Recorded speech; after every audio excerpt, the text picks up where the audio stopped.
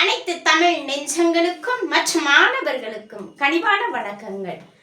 வாங்க நம்ம வீடியோல அடுத்த தலைப்பு என்ன அப்படின்றத பார்க்கலாம். இதுக்கு முன்னாடி நம்ம கம்பராமாயணம் பார்த்துட்டு இருந்தோம். அந்த கம்பராமாயணத்தோட தொடர்ச்சி தான் இது.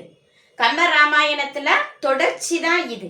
இந்த தகவல்கள் உங்களுக்கு பயனுள்ள தகவலை தருமேயானால் நம்ம சேனலை மறக்காம சப்ஸ்கிரைப் பண்ணிக்கோங்க. லைக்கை தட்டி விட்டுட்டு வாங்க கம்பராமாயணத்தோட தொடர்ச்சியை நம்ம பார்க்கலாம். கம்பராமாயணம் ஆசிரியர் யாருன்னு சொன்னோம்? கம்பர்ன்னு சொன்னோம் இல்லைங்களா? கம்பராமாயணத்துல வழி நூல் தான் நம்மளுடைய கம்பர் எழுதுனது. முதல் நூல் வடமொழியில வால்மீகி எழுதுனதுன்னு சொல்லியும் சொன்னோம். அடுத்து என்ன சொன்னோம் அப்படின்னா, கம்பராமாயணத்துல வடமொழிக்கும் நம்மளுடைய தமிழ் மொழிக்கும் என்ன ஒப்பீடு அப்படின்றத பார்த்தோம். அந்த ஒப்பீடுல இன்னும் ஒண்ணு என்ன அப்படின்னா, ராவணன் கம்பராமாயணத்துல என்ன இருந்தாங்க அப்படின்றத நம்ம இப்ப அதனோட தொடர்ச்சியா நம்ம பார்க்கலாம். சரிங்களா? கம்பராமாயணத்தோட ஒப்பீடு நம்ம அழகா சொன்னோம் இல்லைங்களா? இப்ப நம்ம கம்பராமாயணத்துக்குள்ளேயே போயிடலாம். கோசல நாட்டு அரசன் தசரதன். தசரதன் எந்த நாட்டை சேர்ந்தவன்? டிஎன்பிஎஸ்சில குரூப் 4ல கேட்கப்பட்ட ஒரு கொஸ்டின் தாங்க இது. தசரதன் எந்த நாட்டை சேர்ந்தவன்? கோசல நாட்டை சேர்ந்தவன். அப்ப என்ன சொல்றோம் அப்படின்னா, கோசல நாட்டு அரசன் தசரதன். என்ன சொல்றாங்க? ஒரு செவிவழி செய்தி நமக்கு. தசரதனுக்கு எத்தனை மனைவிகள் அப்படின்னும் போது 60,000 மனைவிகள். குழந்தைகள் எத்தனை அப்படின்னா 1,70,000 அப்படின்றது நமக்கு ஒரு செவிவழி செய்தி தான். சரியா? கம்பரின் கற்பனை காவியமாகவும் இருக்கலாம் இந்த கம்பராமாயணம். கம்பரின் கற்பனை காப்பியமாகவும் இருக்கலாம் இந்த கம்பராமாயணம். ஆசிரியர்களோட கருத்து. சரிங்களா? அப்ப நமக்கு கேட்கப்பட்ட ஒரு செவிவழி செய்தி என்ன மாதிரி சொல்றாங்க? கோசல நாட்டு அரசன் தசரதனுக்கு எத்தனை மனைவிகள்? 60,000 மனைவிகள், 1,70,000 குழந்தைகள். அப்படி இருக்கும் பொழுது ஏன் இந்த மக்களை மட்டும் நம்ம காப்பியத்துல கதையில பேசுறோம் அப்படின்னா, ஒரு முக்கியமான சாப்டர் மட்டும் கதையில பேசப்படணுமே அப்படின்றதற்காக ஆசிரியர் எடுத்துக்கொண்டதுதான் இதனோட பெயர்கள். சரியா? இப்ப 3 மனைவிகளை மட்டும் என்ன செய்ய போறோம்? பார்க்க போறோம். ஃபர்ஸ்ட் மனைவி கோசலை. கோசல நாட்டு அரசன் தசரதனுக்கு முதல் மனைவி கோசலை. 2வது மனைவி கைகேயி. 3வது மனைவி சுமித்ரை. சரிங்களா? கோசலைக்கு பிறந்தவன் தான் ராமன். கைகேயிக்கு பிறந்தவன் பரதன். சுமித்ரைக்கு பிறந்தவன் லட்சுமணனும் சத்ருகனும். சரிங்களா? லட்சுமணனும் சத்ருகனும். இப்ப என்ன நடக்குது அப்படின்னா, இந்த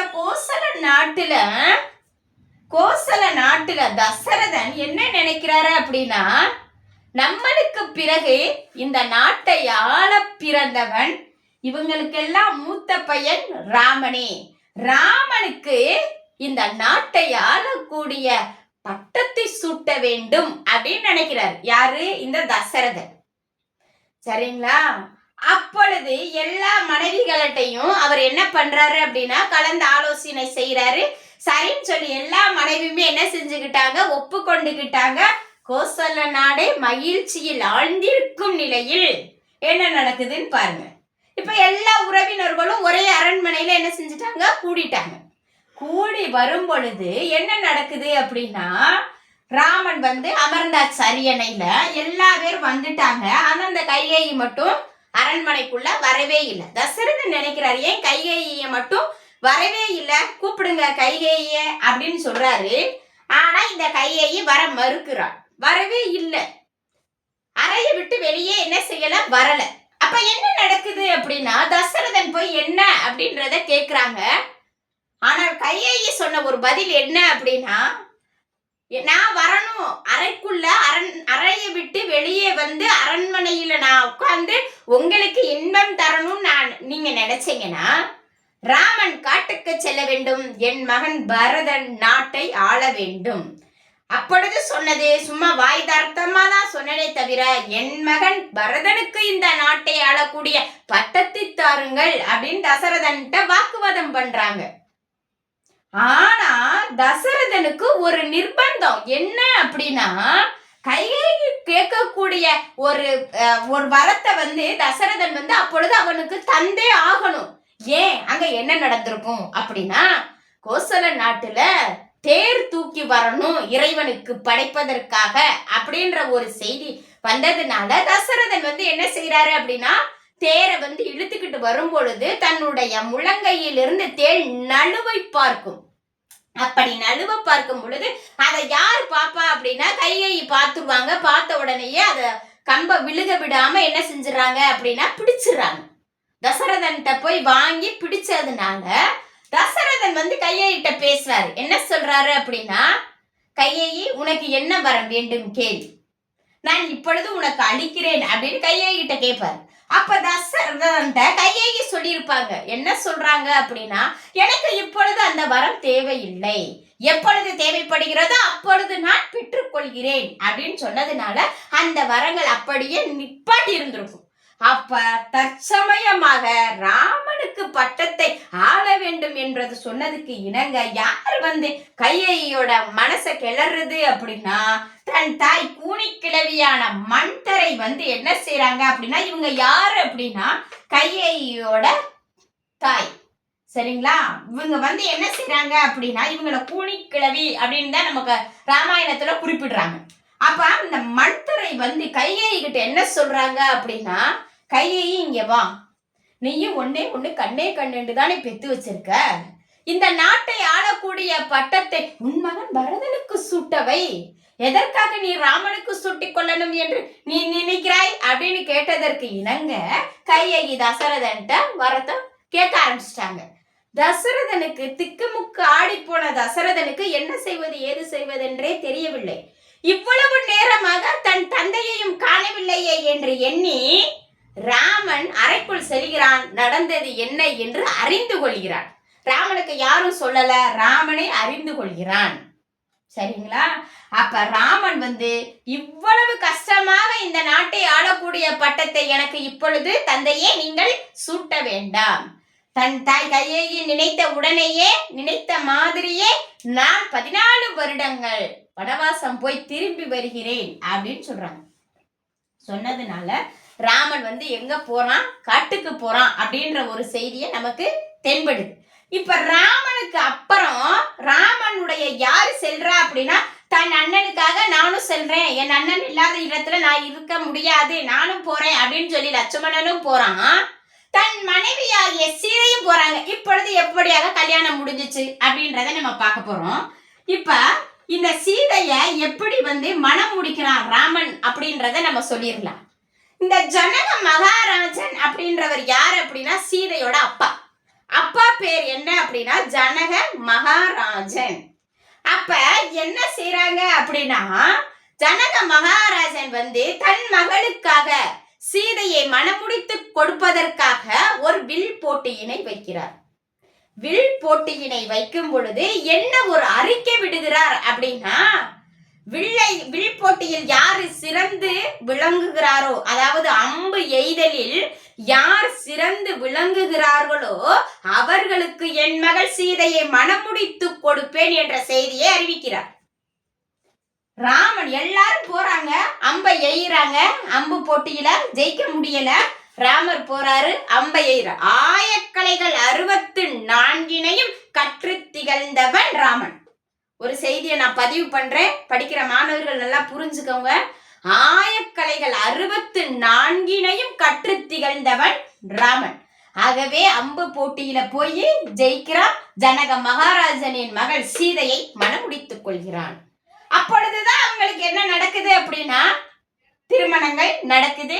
நடந்த உடனேயே தசரதன் நாட்டை ஆளக்கூடிய பட்டத்தை ராமனுக்கு சூட்டணும் நினைக்கிறாங்க. இந்த சச்சரவுகள் எல்லாம் வந்துருச்சு.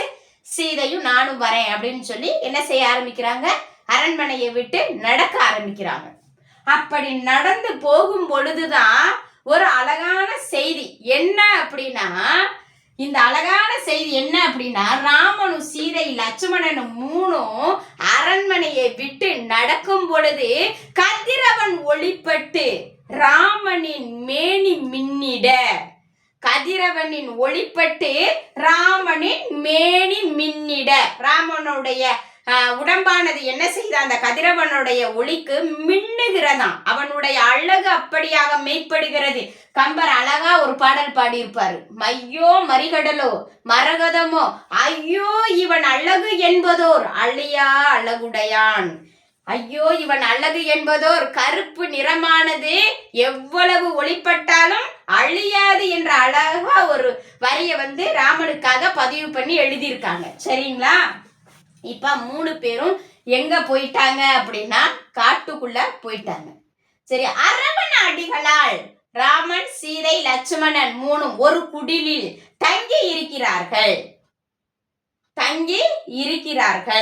அப்படி அவர்கள் தங்கி இருக்கும் வேளையில் என்ன வருது அப்படின்னா, அங்க காவலுக்காக லட்சுமணன் உட்கார்ந்து இருக்கான், ராமன் இருக்கான், சீதை இருக்காங்க. சீதை இருக்கும் பொழுது அங்க எது வருது அப்படின்னா, அழகா ஒரு பெண்மகள் நடந்து வருகிறாள். அழகா ஒரு பெண்மகள் காட்டுக்குள்ள நடந்து வர. அந்த நடந்து வர்றது யாரு அப்படின்னா சூர்பனங்கை அப்படின்ற ஒரு பெண் அப்படின்னு ஞாபகத்து வச்சுக்கோங்க. சூர்பனங்கை அவள் யாரை காதல் கொள்கிறாள் அப்படின்ற ஒரு செய்தி எப்படியாக வருகிறது அப்படின்னா, முதலில் ராமனை காதல் கொள்கிறாள் சூர்பனங்கை. ராமனை காதல் கொள்கிறாள் சூர்பனங்கை அப்படின்ற ஒரு செய்தியை நம்ம பதிவு பண்றோம். சரிங்களா? அப்ப ராமனை காதல் கொள்ளும் பொழுது ராமன் மறுப்பு தெரிவிக்கிறான். எனக்கு ஒரு பெண்ணுடன் திருமணம் நடந்து முடிந்தாயிற்று, நான் எப்பொழுதும் உன்னை திருமணம் பண்ணிக்கொள்ள முடியாது என்று கூறவே ராமனை விட்டு அகன்ற சூர்பனங்கை அதே காட்டில் இருக்கும் லட்சுமணனை தாக்குகிறாள். லட்சுமணனிடம் காதல் கொள்கிறாள் சூர்பனங்கை. லட்சுமணனுக்கு என்ன அப்படின்னா, இந்த சூர்பனங்கைய கண்டாலே பிடிக்காது. அப்ப சூர்பனங்கையிடம் காதலை தெரிவிக்க சென்ற சூர்பனங்கை லட்சுமணனிடம் காதலை தெரிவிக்க சென்றால் லட்சுமணன் கோபம் கொண்டு மூக்கை அறுத்து விட்டான் அப்படின்ற அழகான செய்தியை கம்பர் பதிவு பண்றாரு. ஆனா வடமொழியை பொறுத்த வரைக்கும் வடமொழியில வால்மீகி என்ன பதிவு பண்ணாரு அப்படின்னா, சூர்பனங்கையின் மார்பு அறுக்கப்பட்டது அப்படின்னு சொன்னார். தமிழ் கலாச்சாரம் ஒரு பெண்மகளுக்கு கலைந்துவிடக் கூடாது என்பதற்காக கம்பர் கையாண்ட செய்தி சூர்பனங்கையின் மூக்கு அறுபட்டது என்று அழகான ஒரு செய்தியை பதிவு பண்ணார். சரிங்களா? கோபம் கொண்ட சூர்பனங்கை எங்கு செல்கிறார், எதற்காக செல்கிறார், என்ன நடக்க போகிறது என்பது நமக்கு அடுத்த வீடியோல நம்ம பார்க்கலாம். நம்மளுடைய சேனல் உங்களுக்கு பயனுள்ளதா அமைஞ்சிருந்துச்சு அப்படின்னா மறக்காம நம்ம சேனலை சப்ஸ்கிரைப் பண்ணுங்க, லைக் பண்ணுங்க, ஷேர் பண்ணுங்க, கமெண்ட் பண்ணுங்க.